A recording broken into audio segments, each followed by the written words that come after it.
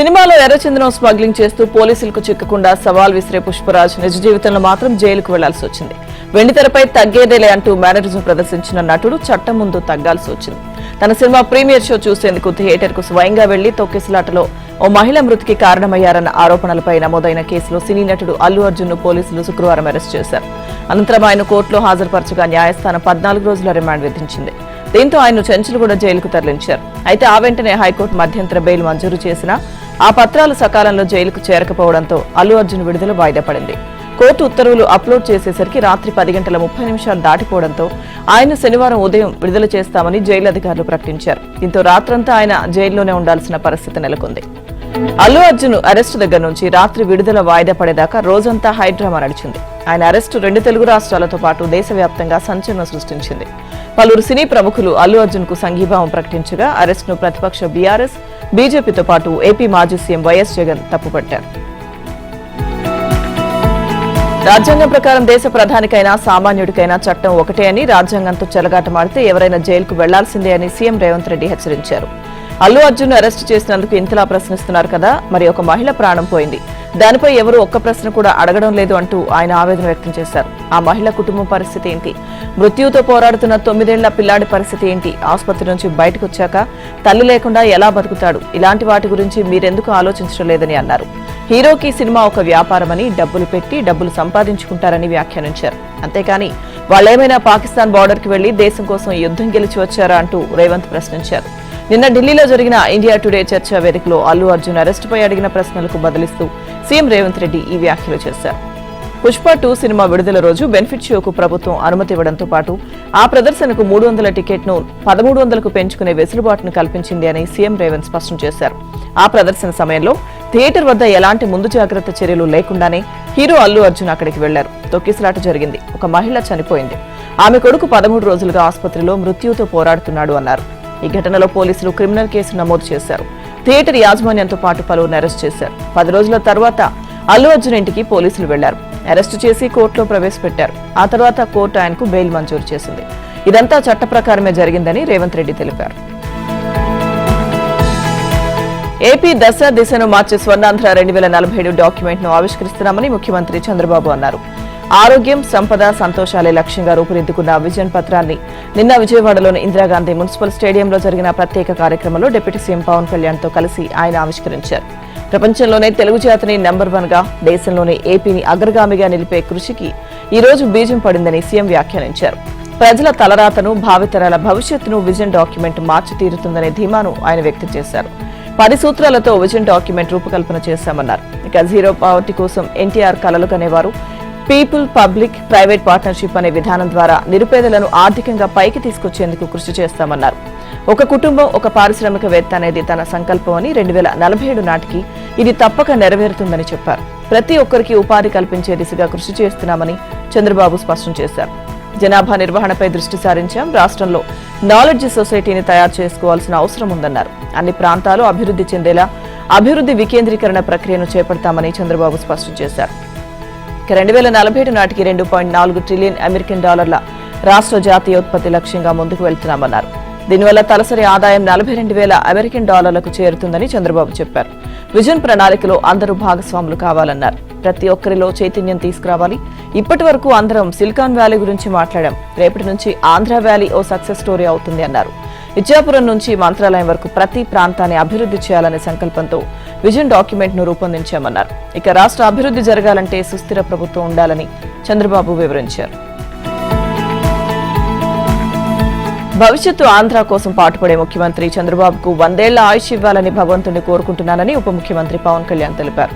ముఖ్యమంత్రికి తన సంపూర్ణ సహకారం ఉంటుందని, తనతో పాటు ఈ వేదికపై ఉన్న వారందరూ ఆయన వెంటే ఉంటామన్నారు. నిన్న విజయవాడలోని ఇందిరాగాంధీ మున్సిపల్ స్టేడియంలో స్వర్ణాంధ్ర విజన్ 2047 డాక్యుమెంట్ ను చంద్రబాబుతో కలిసి ఆవిష్కరించారు. ఈ సందర్భంగా పవన్ మాట్లాడారు. ఉపాధి అవకాశాలకు చంద్రబాబు ఆర్కిటెక్ట్ అని, ఆయన విజన్ అద్భుతమని ప్రశంసించారు. సీఎం చంద్రబాబు 1999లో విజన్ 2020 అని చెప్పినప్పుడు అపహాస్యం చేసిన వ్యక్తులే సైబరాబాద్ ప్రాంతాల్లో స్థలాలు కొనుక్కొని ఈ రోజు ఆనందంగా ఉన్నారని అన్నారు. 2047 నాటికి రాష్ట్రం అన్ని రంగాల్లో అభివృద్ధి చెందాలనే ఉద్దేశంతో తీసుకొచ్చిందే ఈ స్వర్ణాంధ్ర విజన్ 2047 డాక్యుమెంట్ అన్నారు. ఏ రంగం ఎలా ముందుకు వెళ్లాలి, ఏ రంగానికి భవిష్యత్తులో ప్రాధాన్యం ఉంటుంది, ఆ రంగాల్లో మనం ఎలా ప్రగతి సాధించాలి అన్న పూర్తి విజన్ మనకు ఉన్నప్పుడే భవిష్యత్తు అందంగా మారుతుందని పవన్ తెలిపారు. ఇలాంటి భవిష్యత్తును ముందుగానే ఊహించగల దార్శనికుడు చంద్రబాబు అని చెప్పారు. ఇక 2047 నాటికి సాంకేతికతతో కూడిన వ్యవసాయం వస్తుందన్నారు. మనమంతా ఐకమత్యంగా కష్టపడితే భావితరాలకు గొప్ప భవిష్యత్తును అందించవచ్చు అన్నారు. వ్యవసాయ రంగాన్ని కొత్త పుంతలు తొక్కించేందుకు నూతన సాంకేతికతను జోడించి సేంద్రియ పద్ధతులను అనుసరించి అధిక దిగుబడులిచ్చే వైవిధ్యమైన పంటలను సాగు చేసి మార్కెట్ల అనుసంధానంతో రైతులకు స్థిరమైన ఆదాయం వచ్చే దిశగా స్వర్ణాంధ్ర 2047 విజన్ డాక్యుమెంట్ రూపొందించారు. రైతు కుటుంబాలకు ఉజ్వల భవిష్యత్తు కోసం రూపొందించిన 2024-47 రోడ్ మ్యాప్ ను ముఖ్యమంత్రి చంద్రబాబు ఆవిష్కరించారు. రాష్ట్ర ఆర్థిక వ్యవస్థకు వెన్నెముకగా ఉన్న సాగు రంగానికి ఆధునిక సాంకేతికతను జోడించి గ్లోబల్ అగ్రిహబ్ గా నిలపడం దీని లక్ష్యం.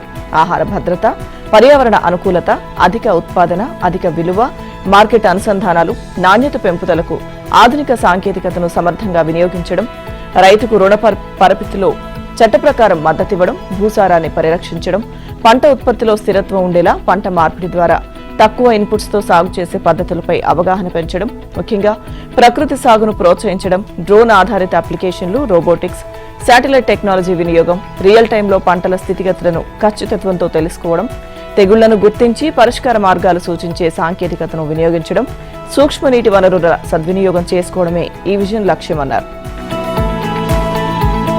పాఠశాలల పునర్వ్యవస్థీకరణకు కూటమి ప్రభుత్వం శ్రీకారం చుట్టింది. ప్రస్తుతం రాష్ట్రంలో 6 రకాల దిగుబడులు ఉండగా వాటి స్థానంలో 5 రకాలు తీసుకొచ్చేలా పాఠశాల విద్యాశాఖ ప్రతిపాదనలు సిద్ధం చేసింది. దీనిలో భాగంగా ప్రాథమికోన్నత పాఠశాలల విధానాన్ని తొలగించింది. అలాగే ఫలితాలు దారుణంగా ఉంటున్న హైస్కూల్ ప్లస్ల స్థానంలో ప్రత్యామ్నాయాలను అన్వేషిస్తుంది. తాజా ప్రతిపాదనల్లో వీటి గురించి పాఠశాల విద్యాశాఖ ప్రస్తావించలేదు. ఇక కొత్తగా ఆదర్శ ప్రాథమిక పాఠశాలలను ప్రవేశపెట్టింది. అంగన్వాడీల ప్రాథమిక పాఠశాలలకు అనుసంధానం చేసి ప్రీ ప్రైమరీ తరగతులు నిర్వహిస్తారు. బేసిక్ ప్రైమరీ స్కూళ్లలో ప్రీ ప్రైమరీ 1-2తో పాటు 1 నుంచి 5 తరగతులుంటాయి. వీటిలో విద్యార్థుల సంఖ్య ఆధారంగా టీచర్లను కేటాయిస్తారు. మోడల్ ప్రైమరీ స్కూళ్లలోనూ ఇవే తరగతులుంటాయి. వీటిని ఎంపిక చేసిన ప్రాంతాల్లో ప్రారంభించి ప్రతి తరగతికి ఒక టీచర్ ఉండేలా చర్యలు తీసుకుంటారు. హైస్కూల్ ప్లస్లకు ప్రత్యామ్నాయంగా బాలికలకు ఇంటర్ విద్య అందించే ఉద్దేశంతో ఉన్నత పాఠశాలలో జూనియర్ కాలేజీల విధానం తేవాలని భావిస్తున్నారు. ఇక పాఠశాలల నిర్మాణం, టీచర్ల కేటాయింపుపై గత ప్రభుత్వం తీసుకొచ్చిన జీవో 117 అత్యంత వివాదాస్పదమైంది. ప్రాథమిక పాఠశాలలోని 3, 4, 5 తరగతులను సమీపంలోని ప్రాథమికోన్నత పాఠశాలల్లో విలీనం చేయడంతో ఏకోపాధ్యాయ పాఠశాలల సంఖ్య భారీగా పెరిగింది. 4731 ప్రాథమిక పాఠశాలలోని 3, 4, 5 తరగతులను 3348 ప్రాథమికోన్నత పాఠశాలలకు తరలించారు. ఫలితంగా 2,43,540 మంది విద్యార్థులు బడి మారిపోవాల్సి వచ్చింది. ఈ కారణంగా ఏకోపాధ్యాయ పాఠశాలల సంఖ్య 12,247కు పెరిగింది. అనేక మంది విద్యార్థులు ప్రైవేట్ బడులకు మారిపోయారు. దీంతో 2,073 ప్రాథమికోన్నత పాఠశాలలు స్కూల్ అసిస్టెంట్ పోస్టులను కోల్పోయాయి. ప్రభుత్వ పాఠశాలల్లో మెరుగైన ఫలితాలు సాధించడం లక్ష్యంగా సంస్కరణలు అమలు కావాలని మానవ వనరుల అభివృద్ధి శాఖ మంత్రి నారా లోకేష్ అన్నారు. సంస్కరణలు ఇప్పుడు అమలు చేయలేకపోతే రాబోయే 10 ఏళ్లలో విద్యా వ్యవస్థ మనుగడ ప్రశ్నార్థకంగా మారే ప్రమాదం ఉందన్నారు. నిన్న ఉండవల్లిలోని నివాసంలో ఉపాధ్యాయ సంఘాలతో ఆయన మొదటి సమావేశం నిర్వహించారు. పాఠశాల విద్యలోని అనేక అంశాలపై దాదాపు 4 గంటల పాటు వారితో చర్చించారు. ఈ సందర్భంగా మంత్రి మాట్లాడుతూ గత ప్రభుత్వంలో ఉన్నట్టుగా తమకు ఎలాంటి పరదాలు ఉండవని, సీఎం నుంచి ఎమ్మెల్యే వరకు అందరూ అందుబాటులో ఉంటారని తెలిపారు. సంస్కరణల అమల్లో ఎక్కడైనా పొరపాట్లు జరిగితే వాటిని వెనక్కి తీసుకుంటామని పేర్కొన్నారు. అపర ఐడీల రూపకల్పనలో ఇబ్బందులు తలెత్తితే పరిష్కరించామని చెప్పారు.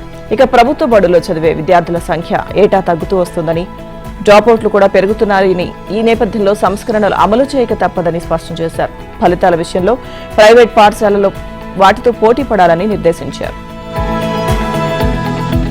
పేదలకు రాయితీ ధరపై ప్రభుత్వం ఇచ్చే రేషన్ బియ్యం అక్రమ రవాణా యథేచ్ఛగా కొనసాగుతోంది. ఈ వ్యవహారంపై కొద్ది రోజులుగా పెద్ద ఎత్తున విచారణ జరుగుతున్నా వ్యాపారులు పట్టించుకోకుండా ఎగుమతులు చేస్తూనే ఉన్నారు. విశాఖపట్నం పోర్టు నుంచి ఎగుమతికి సిద్ధం చేసిన రేషన్ బియ్యాన్ని కొద్ది రోజుల క్రితం పౌర సరఫరాల శాఖ మంత్రి నాదెండ్ల మనోహర్ పట్టుకున్న సంగతి తెలిసిందే. కాకినాడ నుంచే కాకుండా విశాఖ పోర్టు నుంచి కూడా రేషన్ బియ్యం ఎగుమతి అవుతున్న విషయం అప్పుడే బయటపడింది. దాంతో అధికారులను అప్రమత్తం చేశారు. రేషన్ బియ్యం ఎట్టి పరిస్థితుల్లో పోర్టు నుంచి ఎగుమతి కావడానికి వీల్లేదని మంత్రి ఆదేశించారు. దాంతో ఆ శాఖకు చెందిన అధికారులు పోర్ట్ ఏరియాలోని కంటైనర్ ఫెడ్ స్టేషన్ వద్ద రోజు నిఘా పెడుతున్నారు. ఇక బియ్యం లోడ్తో వచ్చే లారీలను పరిశీలిస్తున్నారు. రేషన్ బియ్యం ఉంటే సీజ్ చేయకుండా వెనక్కి తిప్పి పంపిస్తున్నారు. ఈ విధంగా గత 3 రోజులుగా కొన్ని లారీలను వెనక్కి పంపేశారు. అయితే వ్యాపారులు ఆ లారీలను విశాఖలోనే వేరే సిఎఫ్ఎస్లకు పంపించి వాటి ద్వారా విదేశాలకు ఎగుమతి చేస్తున్నారు. ఇక తూర్పుగోదావరి జిల్లాకు చెందిన బెబో ఇంటర్నేషనల్ సంస్థ ఇదే విధంగా సుమారుగా 530 టన్నుల బియ్యాన్ని 20 కంటైనర్లలో వాన్హైట్ 367-14 నౌక ద్వారా గురువారం చైనాకు పంపింది. ఇక పౌర సరఫరాల శాఖ అధికారులు విశాఖలోని అన్ని సిఎఫ్ఎస్ల వద్ద నిఘా పెట్టకుండా కేవలం విశాఖ పోర్టుకు చెందిన సిఎఫ్ఎస్ వద్దే ఉండడంతో వ్యాపారుల పని సులభమవుతుంది. రేషన్ బియ్యం అక్రమ రవాణాను అరికట్టడానికి అన్ని శాఖల అధికారులు చిత్తశుద్ధితో పనిచేయాల్సి ఉందని పోర్టు వర్గాలు అభిప్రాయపడుతున్నాయి. జగన్ అక్రమాస్తుల కేసులకు సంబంధించి 125 పిటిషన్లు విచారణ దశలో ఉన్నాయని సుప్రీంకోర్టుకు సీబీఐ నివేదించింది. అప్పటి వరకు 860 మంది సాక్షులను కోర్టు విచారించిందని వెల్లడించింది. సుప్రీంకోర్టులో మొత్తం 15 స్పెషల్ లీవ్ పిటిషన్లు దాఖలు కాగా అందులో 12 పిటిషన్లు నేటికి పెండింగ్లోనే ఉన్నాయని పేర్కొంది. జగన్ అక్రమాస్తుల కేసుల విచారణ ఆలస్యమవుతోందని, ట్రయల్ వేగవంతంగా పూర్తి చేయాలని assembly deputy speaker Raghurama Krishnaraju గతంలో పిటిషన్ దాఖలు చేశారు. కేసులను తెలంగాణ నుంచి మరో రాష్ట్రానికి బదిలీ చేయాలని కోరారు. అదేవిధంగా జగన్ బెయిల్ రద్దు చేయాలని, లేకపోతే విచారణపై తీవ్ర ప్రభావం పడుతుందని మరో పిటిషన్ వేశారు. ఈ 2 పిటిషన్లపై శుక్రవారం సుప్రీంకోర్టులో justice Abhay S Oka, justice Pankaj మిత్లతో కూడిన ద్విసభ్య ధర్మాసనం విచారణ జరిపింది. వాస్తవానికి జగన్ కేసులో జాప్యానికి కారణాలు, అన్ని కోర్టుల్లో పెండింగ్ కేసుల వివరాలు, విచారణ ఏ దశలో ఉందన్న సమగ్ర సమాచారంతో నివేదిక సమర్పించాలని గత విచారణ సందర్భంగా సుప్రీంకోర్టు ఆదేశించింది. గురువారం సాయంత్రం ఆ నివేదికను సుప్రీంకోర్టుకు అందజేశామని సీబీఐ తరపు న్యాయవాది శుక్రవారం ధర్మాసనానికి వివరించారు. జగన్ కేసుల విచారణలో జాప్యంపై సీబీఐ, ఈడీ అఫిడవిట్ రూపంలో సుప్రీంకోర్టుకు నివేదిక ఇచ్చాయన్నారు. స్టేటస్ రిపోర్ట్ పరిశీలనకు మరింత సమయం కావాలని జగన్ తరపు న్యాయవాదులు కోరారు. అయితే సీబీఐ, ఈడీ ఇచ్చిన నివేదికను పరిశీలించాక తీర్పు వెల్లడిస్తామని ధర్మాసనం తెలిపింది. తదుపరి విచారణను జనవరి 10కి వాయిదా వేసింది. ట్రయల్ కోర్టు నుంచి సుప్రీంకోర్టు వరకు దాఖలైన పిటిషన్లలో దాదాపు 80% పెండింగ్ ఉన్నాయి. ట్రయల్ కోర్టులో 11 కేసుల్లో 86 డిశ్చార్జ్ పిటిషన్లు దాఖలయ్యాయి. అవన్నీ పెండింగ్లోనే ఉన్నాయి. ఏ ఒక్క డిశ్చార్జ్ పిటిషన్లోనూ తుది తీర్పు వెలువడలేదు. ఇక తెలంగాణ హైకోర్టులో నిందితులు 40 పిటిషన్లు దాఖలు చేయగా ఇంకా 27 పిటిషన్లు పెండింగ్లో ఉన్నాయని నివేదికలు వెల్లడించాయి. తిరుమల శ్రీవారి లడ్డూ ప్రసాదం తయారీలో కల్తీ నెయ్యి వాడకం ఆరోపణలపై విచారణకు సుప్రీంకోర్టు నియమించిన ప్రత్యేక దర్యాప్తు బృందం కీలక సభ్యులు తిరుపతిలో మకాం వేశారు. టీటీడీ ఈవో శ్యామలరావును కలిసి ముఖ్యమైన ఫైళ్లను పరిశీలించారు. మరో 2 రోజులు తిరుపతిలోనే ఉండి దర్యాప్తును వేగవంతం చేస్తారని సమాచారం. గత నెల 22వ తేదీన సిట్ బృందానికి సహకరించేందుకు రాష్ట్ర ప్రభుత్వం నియమించిన 34 మంది అధికారులు, ఉద్యోగులు తిరుపతి చేరుకుని కార్యాలయం ఏర్పాటు చేసుకున్నారు. అవసరమైన ప్రదేశాలు సందర్శించి సమాచారాన్ని, రికార్డులను సేకరించారు. తాజాగా సిట్కు నాయకత్వం వహిస్తున్న CBI Hyderabad joint director S Viresh Prabhu, CBI Visakha range SP Muralirambha, Guntur IG Sarvashreshtha Tripathi, జాతీయ ఆహార కల్తీ నిరోధక విభాగం అధికారి సత్యకుమార్ పాండా గురువారం రాత్రి తిరుపతి చేరుకున్నారు. నిన్న ఉదయం అలిపిరిలోని భూదేవి కాంప్లెక్స్ లో ఏర్పాటు చేసిన సిట్ కార్యాలయానికి వెళ్లి కింది స్థాయి అధికారులు, సిబ్బందితో సమావేశమయ్యారు. ఇప్పటిదాకా చేసిన దర్యాప్తు వివరాలను తెలుసుకున్నారు. వాటిని వీడియో కాన్ఫరెన్స్ ద్వారా సీబీఐ డైరెక్టర్ ప్రవీణ్ సూద్ కు నివేదించారు. సినీ నటి కాలంబరి జత్వానీపై కేసు నమోదు, అరెస్టుకు సంబంధించి గత ముఖ్యమంత్రి కార్యాలయం వేదికగానే కుట్ర జరిగిందని అడ్వకేట్ జనరల్ దమ్మాలపాటి శ్రీనివాస్ నిన్న హైకోర్టుకు తెలిపారు. కుట్రలో పోలీసు ఉన్నతాధికారులు భాగస్వాములయ్యారన్నారు. కుక్కల విద్యాసాగర్ నుంచి ఫిర్యాదు అందకముందే జత్వానీని కేసులో ఇరికించేందుకు పోలీసు ఉన్నతాధికారులు ప్రణాళిక రచించారు. విజయవాడ డీసీపీగా పనిచేస్తూ విశాఖకు బదిలీ అయిన విశాల్ గున్నిని రిలీవ్ చేయకుండా జత్వానీ కేసును పర్యవేక్షించేందుకు ముంబైకి పంపించారు. అక్కడి నుంచి వచ్చిన తర్వాతే రిలీవ్ చేస్తామని గున్నికి అప్పటి విజయవాడ కమిషనర్ కాంతిరాణా స్పష్టం చేశారు. క్రమశిక్షణ సంఘం ముందు విశాల్ గున్ని ఇచ్చిన వాంగ్మూలం ఈ విషయాన్ని స్పష్టం చేసింది. ఇక సీఎంఓ స్థాయిలో జరిగిన కుట్రను వెలికి తీసేందుకు పిటిషనర్ల కస్టడీలోకి తీసుకుని విచారించాల్సిన అవసరం ఉంది.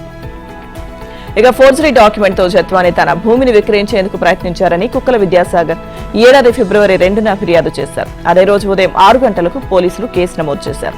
ఫిర్యాదు అందడానికి ఒకరోజు ముందే పోలీసులు ముంబైకి వెళ్లేందుకు వీలుగా టికెట్లు బుక్ చేయాలని అప్పటి విజయవాడ పోలీస్ కమిషనర్ కాంతిరాణా తన క్యాంప్ క్లర్క్ ను ఆదేశించారు. ఇక కేసు నమోదయ్యే సమయానికి ముంబైకి వెళ్లేందుకు ఐపీఎస్ అధికారి విశాల్ గున్ని, ఇతర పోలీసు అధికారులు ఎయిర్పోర్ట్ కు చేరుకున్నారు.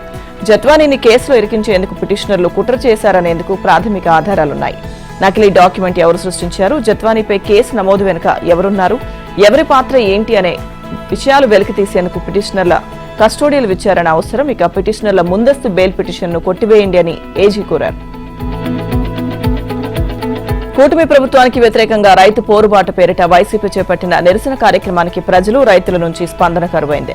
దీంతో నిన్న రాష్ట్ర వ్యాప్తంగా ఈ కార్యక్రమం తుస్సుమంది. స్వయంగా ఆ పార్టీ అధ్యక్షుడు జగన్ పిలుపునిచ్చినా ఆ పార్టీ సీనియర్ నేతలు పట్టించుకోలేదు. పలు జిల్లాల్లో మాజీ మంత్రులు, ముఖ్య నేతలు ఈ కార్యక్రమానికి డుమ్మా కొట్టారు. అక్కడక్కడ కొంతమంది నేతలు, కార్యకర్తలు రోడ్డెక్కి మమ అనిపించారు. నిరసన కార్యక్రమం జరిగిన చోట రైతులు తక్కువ, పార్టీ కార్యకర్తలు ఎక్కువ అన్నట్లు తయారైంది. ఈ కార్యక్రమం దారుణంగా విఫలమవడం చూస్తే వైసీపీ ఎంత బలహీనపడిందో అర్థమవుతోందని రాజకీయ వర్గాలు వ్యాఖ్యానిస్తున్నాయి. ఇక దీని ప్రభావం పార్టీపై తీవ్రంగా పడిందని ఆ వర్గాలు చెబుతున్నాయి. కూటమి ప్రభుత్వం అధికారం చేపట్టిన కొద్ది కాలానికే జగన్ ఆందోళనలకు, నిరసనలకు పిలుపునివ్వడం సరికాదంటూ మాజీ మంత్రి అవంతి శ్రీనివాసరావు, మాజీ ఎమ్మెల్యే గ్రంథి శ్రీనివాస్ వైసీపీకి తాజాగా గుడ్ బై చెప్పారు. జగన్ కో విధానం లేదంటూ విమర్శించిన వారు ఇలాంటి కార్యక్రమాల్లో పాల్గొనడానికి విముఖత చూపారు. అందుకే ఒకరోజు ముందే 5 సీనియర్ నేతలు పార్టీకి రాజీనామా ఇచ్చేశారు. అంతకుముందే పలువురు నేతలు కూడా పార్టీని వీడారు. ఈ పరిస్థితుల్లో రైతు పోరుబాటుకు మరింత మంది సీనియర్ నేతలు దూరంగా ఉండడం ఆ పార్టీ వాస్తవ పరిస్థితికి అద్దం పడుతుందని రాజకీయ విశ్లేషకులు వ్యాఖ్యానిస్తున్నారు.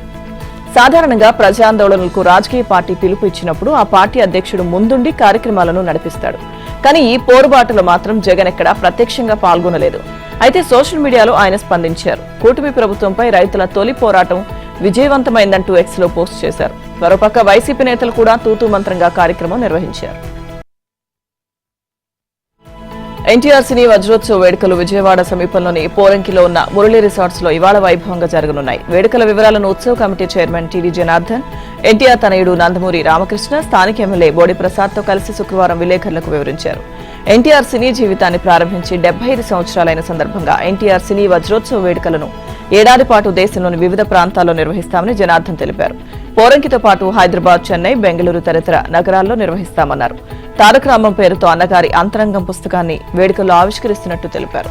ఎన్టీఆర్ జీవిత చరిత్రను భావితరాల కోసం పాఠ్య పుస్తకాల్లో పొందుపరుస్తామని తెలిపారు. ఇక సూర్యచంద్రులు ఉన్నంత వరకు అన్నగారి పేరు నిలిచి ఉంటుందని, రాజకీయాల్లో, సినీ రంగంలో ఎన్టీఆర్ ఒక ధృవతార అని నందమూరి రామకృష్ణ, ఎమ్మెల్యే బోడి ప్రసాద్ తెలిపారు. ఎన్టీఆర్ లాంటి ఒక మహానుభావుడి సినీ వజ్రోత్సవ వేడుకలు నిర్వహించడం తెలుగు జాతి చేసుకున్న అదృష్టమని తెలిపారు. ఇవాళ సాయంత్రం 4 గంటలకు ప్రారంభమయ్యే ఈ వేడుకలకు ముఖ్యమంత్రి చంద్రబాబు, మాజీ ఉపరాష్ట్రపతి వెంకయ్యనాయుడు, బీజేపీ రాష్ట్ర అధ్యక్షురాలు పురంధేశ్వరి, ఎన్టీఆర్ కుమారులు మోహన్ కృష్ణ, జయశంకర్ కృష్ణ, ఎన్టీఆర్ తొలి చిత్రం మన దేశం నిర్మాత కృష్ణవేణి తదితర సినీ ప్రముఖులు హాజరవుతారని నిర్వాహకులు తెలిపారు. తెలంగాణకు రావాల్సిన నిధులను వెంటనే విడుదల చేయాలని సీఎం రేవంత్ రెడ్డి కేంద్ర ప్రభుత్వాన్ని కోరారు. రాష్ట్రానికి రావాల్సిన రైల్వే ప్రాజెక్టులను ఇవ్వాలని విజ్ఞప్తి చేశారు. ఢిల్లీలో ఆయన కేంద్ర ఆర్థిక మంత్రి నిర్మలా సీతారామన్, రైల్వే మంత్రి అశ్విని వైష్ణవ్ను కలిసి తెలంగాణకు రావాల్సిన నిధులు, ప్రాజెక్టులపై చర్చించారు. ఆంధ్రప్రదేశ్ పునర్విభజన చట్టం ప్రకారం తెలంగాణలోని వెనుకబడిన జిల్లాలకిచ్చే 1800 కోట్ల రూపాయల గ్రాంట్ పెండింగ్ లో ఉందని, ఆ మొత్తాన్ని తక్షణమే విడుదల చేయాలని నిర్మలా సీతారామన్ కోరారు. రాష్ట్ర విభజన తర్వాత హైదరాబాద్లోని హైకోర్టు, రాజ్భవన్, లోకాయుక్త, మానవ హక్కుల కమిషన్ తదితర ఉమ్మడి సంస్థల నిర్వహణ కోసం తెలంగాణ ప్రభుత్వం 703 కోట్లు భరించిందని, అందులో ఆంధ్రప్రదేశ్ వాటా 408 కోట్లను చెల్లించాల్సి ఉందని చెప్పారు. ఆ డబ్బు చెల్లింపునకు ఏపీ సమ్మతించినా నేటికి ఇవ్వలేదని, ఆ నిధులను వడ్డీతో సహా చెల్లించేలా ఉత్తర్వులు ఇవ్వాలని విజ్ఞప్తి చేసింది. విదేశీ ఆర్థిక సహాయంతో చేపట్టిన ప్రాజెక్టులకు సంబంధించి ఆంధ్రప్రదేశ్, తెలంగాణ మధ్య రుణాల పంపిణీలో తెలంగాణ నుంచి 2547 కోట్ల రికవరీకి కేంద్రం ఏకపక్షంగా ఆదేశాలు ఇచ్చిందని రేవంత్ తెలిపారు. దీనిపై పునఃసమీక్షించి సరైన నిర్ణయం తీసుకోవాలన్నారు. కేంద్ర ప్రాయోజిత పథకాల నిధులను 2014-15లో కేంద్రం కేవలం ఆంధ్రప్రదేశ్కి కేటాయించిందని తెలిపారు. పునర్విభజన చట్టంలోని జనాభా ప్రాతిపదికన ఆ మొత్తంలో ఏపీ నుంచి తెలంగాణకు 495 కోట్లు సర్దుబాటు చేయాల్సి ఉందన్నారు. వాటిని ఇప్పించాలని విజ్ఞప్తి చేశారు. ఫార్ములా ఈ కార్ రేసులో ఆ కేసుకు సంబంధించి మాజీ మంత్రి కేటీఆర్ కు నోటీసులు జారీ చేయడానికి ఏసీబీ అధికారులు సిద్దమవుతున్నారు. ఈ వ్యవహారంలో 55 కోట్ల రూపాయలు విదేశీ కంపెనీకి చెల్లించడంపై ప్రభుత్వం ఇప్పటికే ఏసీబీ విచారణకు ఆదేశించిన సంగతి తెలిసిందే.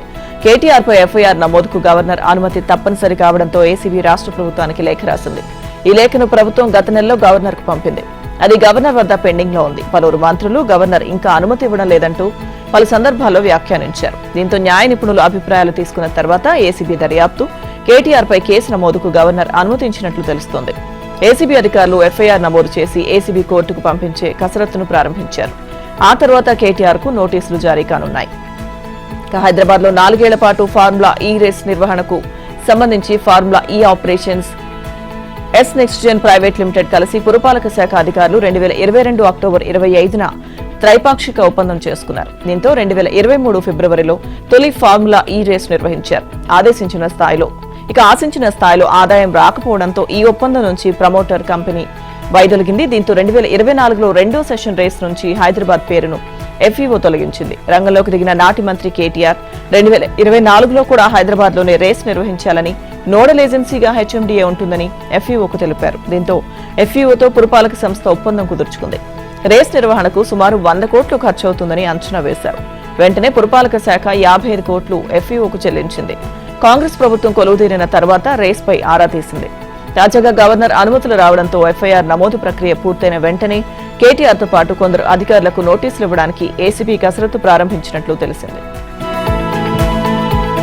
సోమవారం నుంచి మళ్లీ అసెంబ్లీ సమావేశాలు ప్రారంభం కానున్న నేపథ్యంలో ప్రభుత్వం ముందున్న ముఖ్యమైన బిల్లులు, కీలక అంశాలపై చర్చించేందుకు ఆదివారం సాయంత్రం కేబినెట్ సమావేశం ఉంటుందనే చర్చ అధికారుల్లో జరుగుతుంది. ఈ సమావేశంలో త్వరలో తీసుకురానున్న కొత్త ROA చట్టం 2024 చర్చకు రానున్నట్లు తెలిసింది. ఈ నేపథ్యంలో శనివారం సీఎం రేవంత్ రెడ్డి ROA తుది ముసాయిదాపై సమీక్షించనున్నట్లు విశ్వసనీయ సమాచారం. ఇందుకు సంబంధించి 2 రోజుల క్రితమే రెవెన్యూ మంత్రి పొంగులేటి శ్రీనివాసరెడ్డి అధికారులతో సుదీర్ఘంగా చర్చించారు. ROR ముసాయిదాపై సీఎం సమీక్ష పూర్తయిన తరువాత ఆదివారం కేబినెట్లో చర్చించి ఇందుకు సంబంధించిన చట్టాన్ని సోమవారం సభలో ఆమోదించే అవకాశం ఉందని అధికార వర్గాల సమాచారం. పంచాయతీరాజ్ సవరణ బిల్లు కూడా సభలో ప్రవేశపెట్టేందుకు ప్రభుత్వం సన్నద్దమైనట్లు తెలిసింది. జర్నలిస్టుపై దాడి కేసులో సినీ నటుడు మోహన్ బాబుకు హైకోర్టులో ఎదురుదెబ్బ తగిలింది. ఆయనకు ముందస్తు బెయిల్ ఇవ్వడానికి న్యాయస్థానం నిరాకరించింది. మోహన్ బాబుకు ఆయన కుమారుడు మంచు మనోజ్ కు ఏర్పడిన కుటుంబ వివాదాన్ని కవర్ చేయడానికి వెళ్లిన జర్నలిస్టుపై మోహన్ బాబు దాడి చేశారు. ఈ వ్యవహారంపై పోలీసులు నమోదు చేసిన హత్యాయత్నం కేసులో ముందస్తు బెయిల్ ఇవ్వాలని ఆయన పిటిషన్ దాఖలు చేశారు. ఈ పిటిషన్పై జస్టిస్ K. లక్ష్మణ్ ధర్మాసనం శుక్రవారం విచారణ చేపట్టింది. మోహన్ బాబు తరపు న్యాయవాది వాదిస్తూ మనోజ్తో పాటు కొంతమంది అసాంఘిక శక్తులు మోహన్ బాబు ఇంటి ప్రాంగణంలోకి దూసుకొచ్చారన్నారు. వారు జర్నలిస్టులని తెలియదని, ఇంట్లోకి దూసుకొచ్చిన వారిని అడ్డుకునే ప్రయత్నంలో ఘర్షణ జరిగిందని పేర్కొన్నారు. అరెస్టు చేయకుండా మధ్యంతర ఉత్తర్వులు ఇవ్వాలని కోరారు. పోలీసుల తరపున న్యాయవాది వాదిస్తూ మంచు మనోజ్ ఆహ్వానం మేరకు జర్నలిస్టులు అక్కడికి వచ్చారన్నారు. వాదనలు విన్న ధర్మాసనం ముందస్తు బెయిల్ ఇచ్చేందుకు నిరాకరించింది. సంగారెడ్డి జైల్లో విచారణ ఖైదీగా ఉన్న లగచర్ల రైతు హీర్యానాయక్ అస్వస్థతకు గురైతే సంఖ్యలు వేసి ఆసుపత్రికి తరలించిన ఘటనపై జైళ్ల శాఖ విచారణ చేపట్టింది. నిందితుడికి అసలు ఏమాత్రం సంబంధం లేని బాలనగర్ కేసులో నిందితుడిగా ఎందుకు పేర్కొనాల్సి వచ్చింది, దీని వెనుక ఏదైనా కుట్ర దాగి ఉందా అనే కోణంలో జైళ్ల శాఖ అధికారులు విచారణ జరుపుతున్నారు. ఈ వ్యవహారంలో మొత్తం విషయాలు నిగ్గు తేల్చేందుకు సీనియర్ ఐజీని విచారణాధికారిగా జైళ్ల శాఖ డీజీ సౌమ్య మిశ్రా నియమించారు.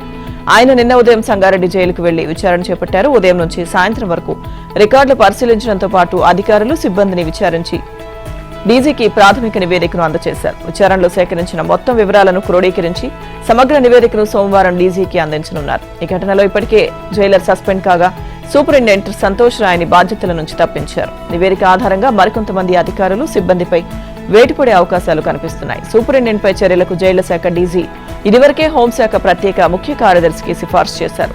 ఐజీ అందించే నివేదిక మేరకు సూపరింటెండెంట్ పై హోంశాఖ తగు చర్యలు చేపట్టే అవకాశం ఉంది. ఇక ప్రస్తుతం నెలకొన్న పరిస్థితుల నేపథ్యంలో సూపరింటెండెంట్ పైన వేటుపడే అవకాశం ఉన్నట్లు విశ్వసనీయ సమాచారం. ఇక దీనికి సంబంధించి పోలీసు ఉన్నతాధికారులు కూడా ఆరా తీస్తున్నారు. ఈ ఘటన వెనుక ఎవరైనా రాజకీయ నాయకులు ఉన్నారా, లేక ఏదైనా పార్టీ హస్తం ఉందా, మరెవరైనా ప్రముఖులు ఉన్నారా అన్న అంశం పోలీసుల దర్యాప్తులో వెల్లడి కానుంది. దక్షిణ కోస్తా రాయలసీమ జిల్లాలను వర్షాలు వణికిస్తున్నాయి. ఈశాన్య రుతుపవనాల సీజన్లో పలు జిల్లాలను 2 వారాల వ్యవధిలోనే 2 సార్లు వానలు ముంచెత్తాయి. ఈ నెల 11, 12 తేదీలో కురిసిన వర్షాల నుంచి తేరుకోకముందే 16 నుంచి అల్పపీడనం ప్రభావంతో మరోసారి వర్షాలు కురవనున్నాయి. ఈసారి కోస్తాలోని మధ్య ప్రాంతాల వరకు వర్షాలు విస్తరించే అవకాశం ఉందని అంచనా వేస్తున్నారు. బంగాళాఖాతంలో ప్రస్తుతం ఉన్న అల్పపీడనం ఇవాళ బలహీనపడనుండగా రేపు మరొకటి ఏర్పడనుంది. ఈశాన్య రుతుపవనాల సీజన్లో ఇప్పటికే 2 తుఫాన్లు రాగా 3 రోజుల క్రితం ఒక అల్పపీడనం వచ్చింది. ఈ నెల 15న మరొకటి రానుంది. ప్రస్తుతం ఉత్తర హిందూ మహాసముద్రం పరిధిలో సముద్ర ఉపరితల ఉష్ణోగ్రతలు సాధారణం కంటే ఎక్కువగా నమోదవుతున్నాయి. ప్రత్యేకించి బంగాళాఖాతంలో అల్పపీడనాలు, తుఫాన్లకు అనువుగా ఉపరితల ఉష్ణోగ్రతలు కొనసాగుతున్నాయని ఇస్రో వాతావరణ నిపుణులు విశ్లేషించారు. సముద్రం మీదుగా వచ్చే తూర్పు గాలులతో తమిళనాడు, దానికి ఆనుకుని రాయలసీమ, దక్షిణ కోస్తాలో వర్షాలు కురుస్తున్నాయి. గల్ఫ్ ఆఫ్ మన్నార్లో ఉన్న తీవ్ర అల్పపీడనం పశ్చిమ వాయవ్యంగా పయనించే క్రమంలో అల్పపీడనంగా బలహీనపడే శుక్రవారం నాటికి లక్షద్వీప్ పరిసరాల్లో కొనసాగుతుంది. ఇది శనివారం నాటికి పూర్తిగా బలహీనపడనుంది. అయితే శనివారం నాటికి దక్షిణ అండమాన్ పరిసరాల్లో ఉపరితల ఆవర్తనం ఆవరించనుంది. ఇక దీని ప్రభావంతో ఆగ్నేయ బంగాళాఖాతంలో ఆదివారం అల్పపీడనం ఏర్పడనుంది. తర్వాత ఇది పశ్చిమ వాయువ్యంగా పయనించి 17 కల్లా తమిళనాడు తీరం దిశగా రానుందని వాతావరణ శాఖ తెలిపింది. భారత రాజ్యాంగం అంటే సంఘ్ రూపొందించిన నియమాలు విధానాల పుస్తకం కాదన్న విషయం ప్రధాని మోదీకి ఇంకా అర్థం కానట్లుందని కాంగ్రెస్ ఎంపీ ప్రియాంక గాంధీ అన్నారు. ఈ లోక్సభ ఎన్నికల్లో బీజేపీ ఏకపక్షంగా అధికారంలోకి వచ్చి ఉంటే రాజ్యాంగాన్ని మార్చే ప్రక్రియను ప్రారంభించేదన్నారు. భారత రాజ్యాంగం అమల్లోకి వచ్చి 75వ వసంతంలోకి అడుగుపెట్టిన సందర్భాన్ని పురస్కరించుకుని లోక్సభలో 2 రోజుల ప్రత్యేక చర్చ శుక్రవారం మొదలైంది. ఈ చర్చను కేంద్ర ప్రభుత్వం తరపున రక్షణ మంత్రి రాజ్నాథ్ సింగ్ ప్రారంభించారు. విపక్షాల తరపున తొలుత ప్రియాంక గాంధీ ప్రసంగించారు. లోక్సభలో ప్రియాంక గాంధీ మొట్టమొదటి ప్రసంగం ఇదే కావడం విశేషం. ఈ సందర్భంగా ఆమె బీజేపీపై తీవ్ర విమర్శలు గుప్పించారు. ఇక రాజ్యసభ చైర్మన్ జగదీప్ ధన్ఖడ్ పై ప్రతిపక్షం అవిశ్వాస తీర్మానం ప్రవేశపెట్టిన నేపథ్యంలో సభలో నిన్న తీవ్ర గందరగోళం నెలకొంది. చైర్మన్ ధన్ఖడ్, కాంగ్రెస్ అధ్యక్షుడు ఖర్గే మధ్య మాటల యుద్ధం నడిచింది. తాను రైతు బిడ్డను, ఎట్టి పరిస్థితుల్లోనూ బలహీనంగా ఉండను, ఇప్పటికే తాను చాలా వరకు సహించాను అని ధన్ఖడ్ తెలిపారు. మీరు రైతు బిడ్డ అయితే తాను కూడా ఒక కూలీ కుమారుణ్ణని ఖర్గే అన్నారు. ఇక మీరు మా కాంగ్రెస్ ను, మా పార్టీ నేతలను అవమానిస్తున్నారు. మీ గొప్పలు వినేందుకు మేము ఇక్కడికి రాలేదని అన్నారు. ఈ సమయంలో వాడివేడి చర్చ మరింత తీవ్రంగా మారింది. ఒకానొక సమయంలో తాను అవమానిస్తున్న మిమ్మల్ని తాను ఎలా గౌరవించగలను అని ఖర్గే రాజ్యసభ చైర్మన్ అడిగారు. మహారాష్ట్ర అసెంబ్లీ ఫలితాల ప్రకంపనలు ప్రతిపక్ష కూటమి మహావికాస్ అఘాడీని కుదిపేస్తూనే ఉన్నాయి. అఘాడీ నుంచి వేరైపోయి ఒంటరిగా మహారాష్ట్రలో ఎదగాలని శివసేన యోచిస్తున్నట్టు సమాచారం.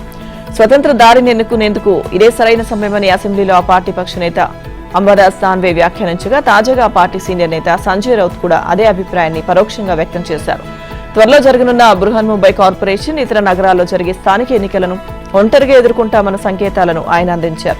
ఈ ఎన్నికల్లో ఒంటరిగా పోటీ చేయాలనుకుంటే నిరభ్యంతరంగా ఆ పని చేయొచ్చని అఘాడీలోని మిగిలిన పార్టీలను ఉద్దేశించి ఆయన వ్యాఖ్యానించారు. అయితే సంజయ్ రౌత్ ఒత్తిడిలో ఇలాంటి వ్యాఖ్యలు చేస్తున్నారని, ఏ విధంగా పోటీకి దిగాలనేది ఆయన పార్టీ ఇష్టమని కాంగ్రెస్ పార్టీ స్పష్టం చేసింది. తాము మాత్రం కలిసి పోటీ చేయాలని కోరుకుంటున్నామని ఆ పార్టీ నేత విజయ్ వారెట్వర్ అన్నారు.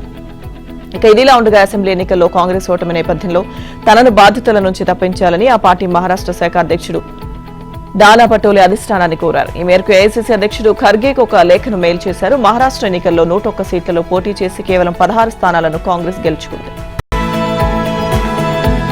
వచ్చే నెల డొనాల్డ్ ట్రంప్ అమెరికా అధ్యక్షుడిగా మరోసారి ప్రమాణ స్వీకారం చేయనున్నారు. ఈ తరుణంలో ప్రస్తుత అధ్యక్షుడు జో బైడెన్ అనూహ్య నిర్ణయాలు తీసుకుంటున్నారు.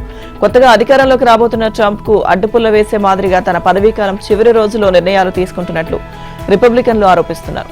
అధ్యక్ష బాధ్యతలు స్వీకరించిన తర్వాత తొలి రోజే దాదాపు 25 ఎగ్జిక్యూటివ్ ఆర్డర్లను జారీ చేసేందుకు ట్రంప్ సిద్ధమవుతున్నట్లు వార్తలొచ్చాయి. అమెరికా మెక్సికో సరిహద్దుల్లో గోడను పునర్నిర్మించడంలో కూడా అది కూడా అందులో ఒకటని సమాచారం. ఇక ఈ తరుణంలో ఓ విషయం వెలుగులోకి వచ్చింది. వాడుకలో లేని దక్షిణం వైపున్న సరిహద్దు గోడ మెటీరియల్ ను గప్చుప్గా అమ్మేస్తున్నట్లు కథనాలు వచ్చాయి. ప్రతిరోజు 60 మైల్ మేర విలువైన భాగాలను తొలగిస్తున్నట్టుగా ఆ కథనాల సారాంశం.